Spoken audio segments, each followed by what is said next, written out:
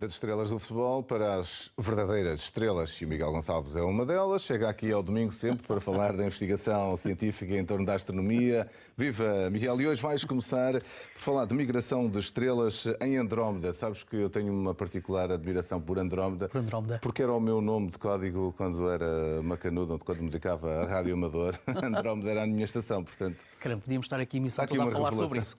Podíamos. Mas olha, fala-nos de Mas vamos para Andrómeda. Exatamente. Vamos para Andrómeda. Nós vamos para Andrómeda porque, isto quase parece uma pequena sessão de coach cósmico, nós para conhecer a nossa galáxia, muitas das vezes temos que olhar para as outras galáxias e o que está a acontecer nas outras galáxias. Porque há uma série de eventos, há uma série de capítulos na história das galáxias que se repetem de galáxia para galáxia, independentemente de que galáxia estejamos a falar. E agora, e graças também ao facto de vivermos numa altura em que a tecnologia é absolutamente extraordinária, nós agora conseguimos, uma equipa de investigadores conseguiu descobrir novas e impressionantes provas de migração em massa de estrelas para a galáxia de Andrómeda.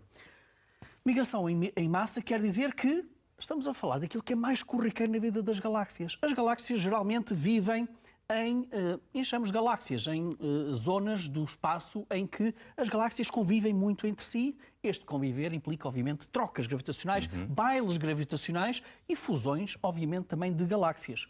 Nós identificamos também esse tipo de eventos na nossa própria. Nós já temos a capacidade de fazer uma autêntica arqueologia de estrelas que não pertenciam à nossa galáxia, que nós sabemos que pertenciam a outras galáxias, mas que vieram parar à nossa devido a estas fusões de galáxias. É verdade que a nossa galáxia é canibal, tal como todas as outras. Está neste momento a assimilar também uma galáxia anã.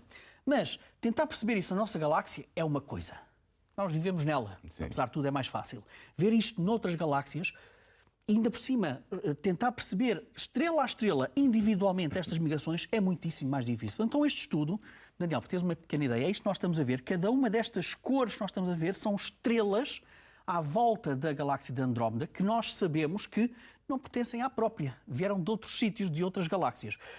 Este estudo analisou o movimento de 7.500 estrelas no halo interior de Andrómeda e conseguiu provar que, há cerca de 2.000 milhões de anos, Andrómeda teve, de facto, um evento em que comeu, digamos assim, uma outra galáxia. Quando isso acontece, as órbitas das estrelas das outras galáxias e da própria Andrómeda sofrem um bocadinho com tudo isso, como é óbvio, como é expectável. E como é que os astrónomos conseguem ter uma ideia de que são mesmo estrelas de outra galáxia? Olhando para os seus espectros, percebendo que há aqui algumas considerações químicas destas estrelas que nós sabemos que não condizem bem com as estrelas que nós encontramos nesta zona, no halo de Andrómeda.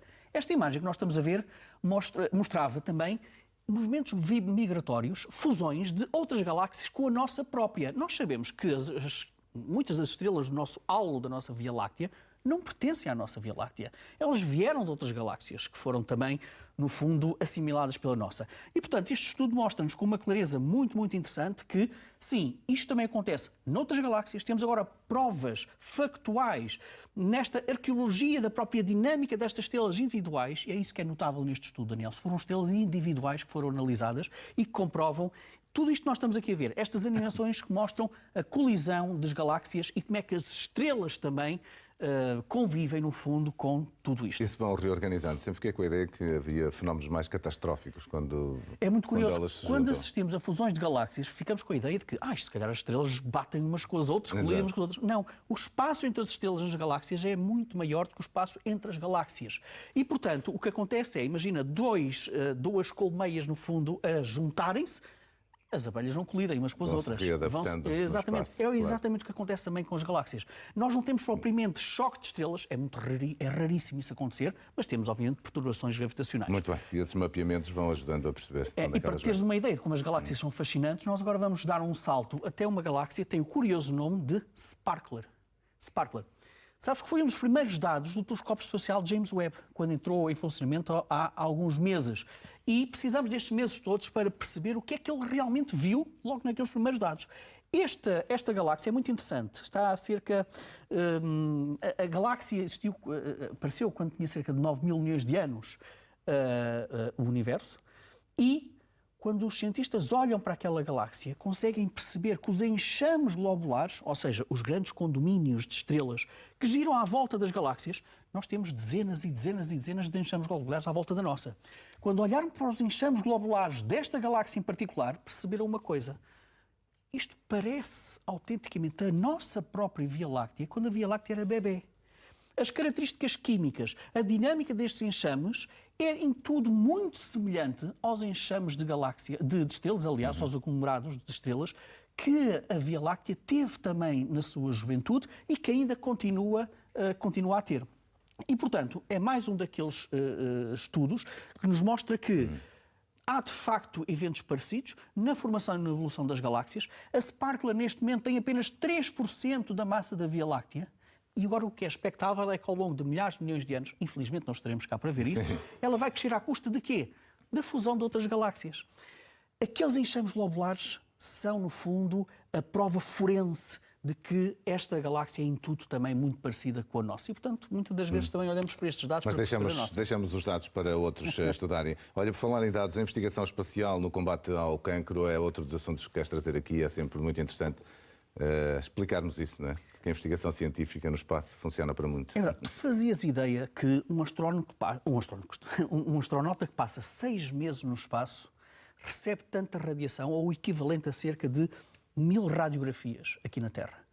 E, portanto, como podes imaginar, isto é um impacto no corpo humano absolutamente estrondoso, razão pela qual a NASA investe muito, muito dinheiro também em investigação para tentar perceber como é que a radiação afeta o nosso corpo.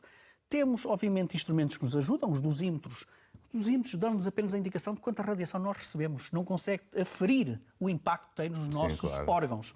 E, numa investigação financiada pela NASA, que já vem desde 2002, eles tentaram perceber se existe alguma maneira de nós conseguirmos olhar para o próprio genoma humano, o nosso ADN, para ver se nos dá alguma indicação das alterações que sofrem as células devido à radiação.